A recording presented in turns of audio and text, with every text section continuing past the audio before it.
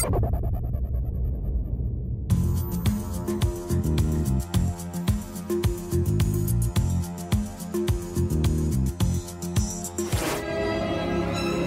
à toutes et à tous et bienvenue dans Story Série, saison 4, épisode 19.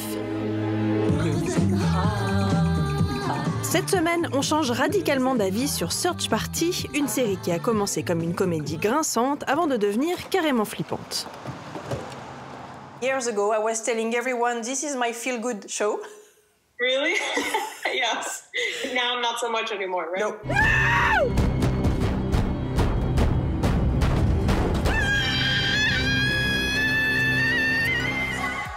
En novembre 2016, la jubilatoire et très fraîche Search Party débarquait sur nos écrans avec sa bande de hipsters, un brin et cervelés. Do you guys remember that girl, Chantal Witherbottom? Oh, yeah. Oh, she sucked. Well, she's gone missing. What do you mean gone missing? She's like a missing person. Well, where is she? That's the question. Why? Portia, no one at the table knows. Une disparition, un meurtre, un mariage raté et un acquittement plus tard, The legal system is so messed up! nous retrouvons Dory, Elliot, Portia et Drew dans une saison 4 qui tourne au film d'horreur. If it's spooky, stay! It's spooky! I know, right? Hi, innocent Dor. Pendant que ses trois amis retrouvent leur vie creuse et légère, Dory se réveille dans la cave de Chip, un psychopathe persuadé qu'elle est sa meilleure amie. Un tour de force impeccable pour Alia Shawkat qui incarne toutes les émotions et toutes les peurs, avec le talent qu'on lui connaît depuis qu'on l'a découverte dans la comédie Arrested Development en 2003. Nous l'avons appelée chez elle à Los Angeles pour en parler. When you think about how it was on season 1, can you believe how far it went? It's like a flip side. Yeah, it's very strange. Yeah, I think each season, Charles Rogers and Sarah Violet Bliss, who created the show, just kept wanting to kind of challenge themselves and us and see how far they can take it, you know, and just giving us new genres and adding on top of it. But in a way, the whole show, even though each season's just like crazier and crazier, it's still about the same core, you know, of like people who don't really know what they want or who they are and how far they're willing to hide it. There is a lot going on right now, but this is very exciting! Not to get us distracted, but these mannequins look exactly like us. I'm being followed. Who are you? How do you feel when you receive the script? Are you like, what the hell have they done this time? I'm a little like, what the hell, and excited. Especially this season was like quite a challenge. It was pretty emotional, you know, for lack of a better word for me this year. Who knew that we would all be trapped for this year? But I was, it was really intense physically and emotionally this year. So it was very fun, but I was definitely happy to finish this last season, the shooting. Yeah, it was hard for me, yeah.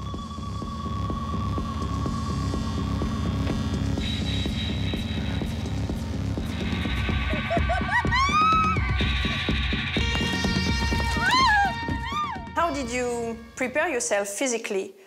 Because it's the most emotional season, and her scenes, I mean, she's apart from the other guys of the gang, so you have a very different dynamic, and the loneliness and the pain. How did you prepare for that? So I guess the way I prepared was kind of just trying to understand this feeling of being trapped. So that's what was the tension in my body. I realized I would hold a lot of, you know, because if you're kidnapped like an animal, you know, that's like, God forbid, been hurt or something, they kind of hide and they're scared of being hurt. So everything was like, my body was very tense all the time. So I take a lot of baths to try and overcompensate and relax. But at the same time, it was like, not that I didn't prepare, but in the scenes, we kind of just had to go with what we had, you know what I mean? Yeah. And just go for it and just like see what happened.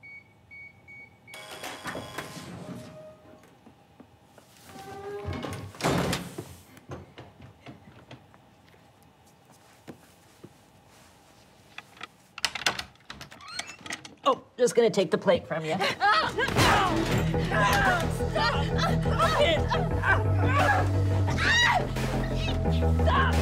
it! Stop it! Stop!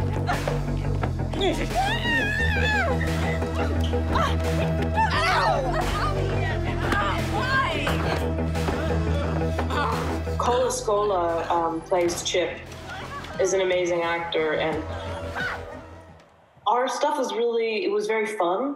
So even though I still had this like heavy place to kind of go to, making it, we were still able to find the energy in it. So it's not about it being necessarily happy or sad, but for me, it's like about making sure the scene has energy. So I'm not like, oh, I don't want to do another take, I'm going to die. You know, like I can't, I'm exhausted. It's like, oh no, okay, let's do it again. But this time I'm going to be like, I'm going to really go there or whatever. Yeah. I'm so sorry. I was just really scared. Can I just have a hug?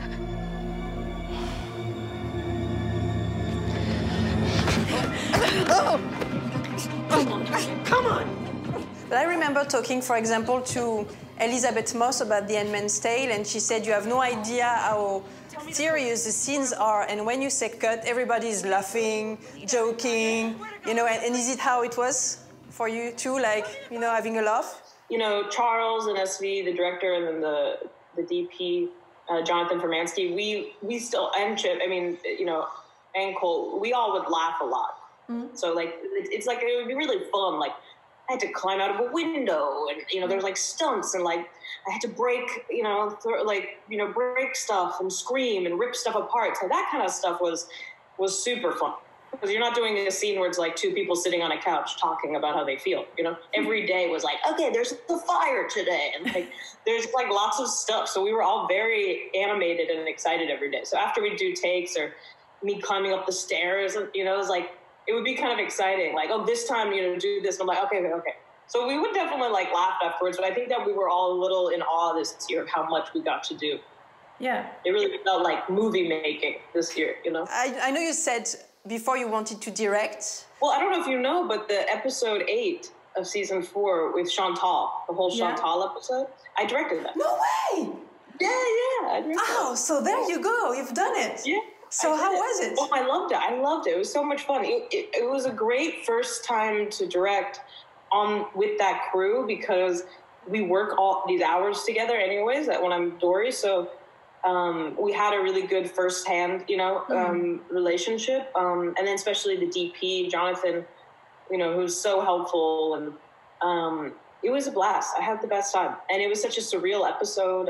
Got to be on so many different sets and all these amazing actors. So I had the best time. It was, I wouldn't say easier than being an actor, but it's a lot less tiring. I really loved wearing my own clothes all day. I was like super into that. I was like, oh, I love this. I don't have to change or somebody's not touching my face all the time. So I had a really good time. Yeah, it definitely made me want to do it more. So. Oh, that's so cool. Congratulations then. Thank you so much. That's really great. I think directors hearing you say, I don't know if it's less tiring than acting, would be like, what is she saying? I never sleep. One episode of television, and I'm like, that's not that bad. Yeah, if you do a film, you're done forever, probably. But yeah, one thing at a time. Wow. Oh my God. Oh. I'm so happy to see these. I love them. No. Dory, you don't love them. You hate them. When I look at your career, you seem very fearless. Maybe even looking for something that might be scary and, you know, push you to the limits of your limits. Is it really something you're looking for, like pushing yourself as much as you can? Yeah. You know, to a healthy state. I don't want to ruin myself emotionally or psychologically. But yeah, I like the idea of doing something that's challenging. I heard an interview with Sarah Paulson the other day. I really like that actress. And she was saying, she's like, I like to do things when I don't think I can do it. And I relate to that for sure. Like getting a script and being like, I don't know if I could do this, but let's try, you know? But, you know, it's hard. It's also like a timing of... you know, I still have to put myself on tape and audition and do meetings for things. It's not like people are like, we know who she is.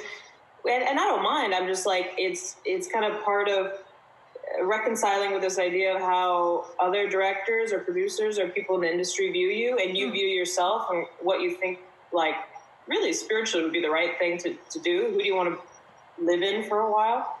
and kind of finding that happy medium. So it's like a project comes, you kind of are right for it, but you have to prove something, you know, and then they kind of match. So, you know, I'm so grateful for something like Search Party because it's allowed me to be so many different things over the last 4 years. So nothing about the character or the show feels stagnant at all. Like, oh, Search Party again, Dory. It's like a whole different character every year. So I feel really blessed to get to do that. What happened here was a terrible accident. Dory, what do you want to do? I want it to not have happened. You're famous. Why? This is just a huge misunderstanding. How does it feel to be a viral sensation? A case that's amassed international attention. Come on, Dory, one for your fans. I read a sentence you said. It's a question you were asking to yourselves, and you said, will I have enough confidence to do what I want to do? And I really love this question. I think it's very powerful, but I don't know when you answered this interview, maybe 4 years ago, and I was wondering how it would resonate to you today. Yeah, wow, that's beautiful. I know, I wonder what context it was. Yeah, I mean, I think that's something, confidence is such a strange concept, right? Because it's like, do you get confidence because other people make you feel good about yourself? Do you get confidence because you just feel good by yourself? Is it family? Is it your industry? What are these things? And I think when I was younger, a fear of mine was that, yeah, I wouldn't have enough confidence to make my own work exactly how I want to make it, or to say no to a certain project because I know that I deserve something better, you know. And then also in my personal life too, just being like, have I gotten to a place where I feel like I can own myself enough and be like, I know I'm worth all the things that I want. Chip, I am a survivor.